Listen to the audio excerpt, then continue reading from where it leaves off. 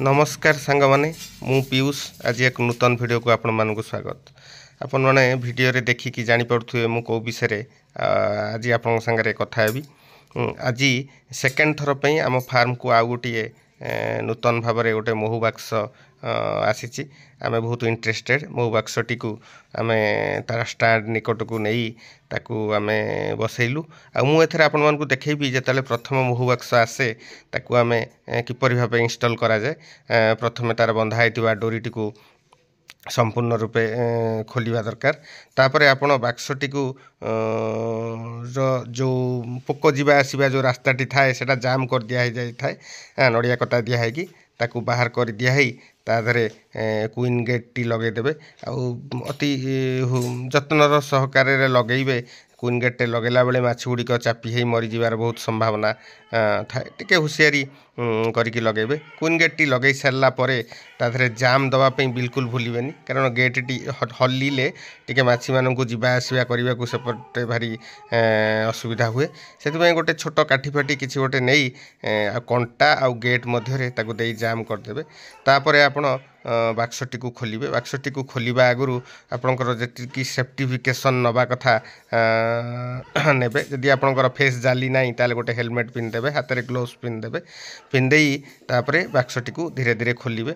मुई बाक्सटी को खोलिकी देखुची माछी मानकर अवस्था रे कौन अवस्था अच्छी कारण जेहेतु नुआ मो फार्म को आसी फेणा गुड़िक किपरि अच्छी आउ सेतारे केते माछी अछंती ताकू टिके मु देखिली 5टी फेणा आउ भल माछी सेतारे अछंती मु देखिली। तापरी कभरटी को जो टॉप कभरटी अच्छी इनर टॉप कभर ताकू बंद कर साइला परे तार जो ऊपर थिबा टॉप कभरटी को मु देदेली किंतु ए बाक्स गुड़िकर आप लक्ष्य करुवे आधे आपणकर लगिनी माने सुपर चैम्बर जो हनी चैम्बर लगिनी। हनी चैम्बर लगिले मु आपण मानकु देखैबी।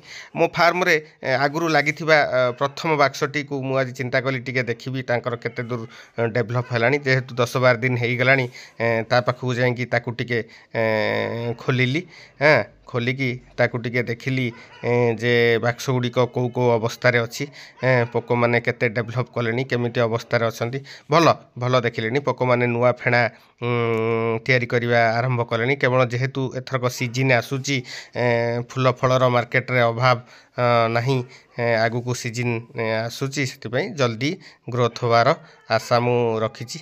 वीडियोटी जदि आपन को भल लगिला ताहले आपण निश्चिंत वीडियोटी को लाइक करिवे शेयर मध्य करिवे आउ कमेंट माध्यम रे जनइबे आउ कौन कौन करी हबो आउ कौन कले भल हबो टिके आपणकर सुमतामत मते निश्चिंत देबे। एतिकी मोर आपण मानकु अनुरोध। ये जो बाक्सटी प्रथम थर पे मो फार्म को आसतिला यही बाक्सटी आसला बेले मु बहुत उत्साहित थिली एवं से बाक्सटी को तार फेणा गुड़िक मुझे हलचल करी ताकू देखुची तार डेभलप कौन होउची। एथे 4टी फेणा युक्त बाक्स आसला किंतु पंचम फेणा पाखापाखि तैयार हो सारानी आपण मैंने देखिपे जो मु फेणा गुड़िक ऊपर को उठेकी आपण मानक देखी से आपण मैंने जानीपर जेहेतु कम दिनर बाक्स मु फेणा गुड़िक बाहर को बाहर करने को चाहूँ ना कि माछी मानू एत कम दिन में डिस्टर्ब करवा ठीक नुह। रही जय जगन्नाथ।